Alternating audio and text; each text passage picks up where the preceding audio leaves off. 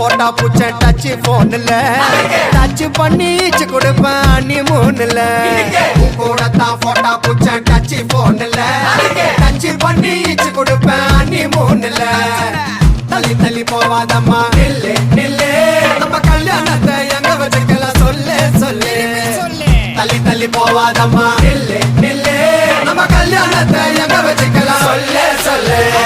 அந்த மகாலட்சுமியே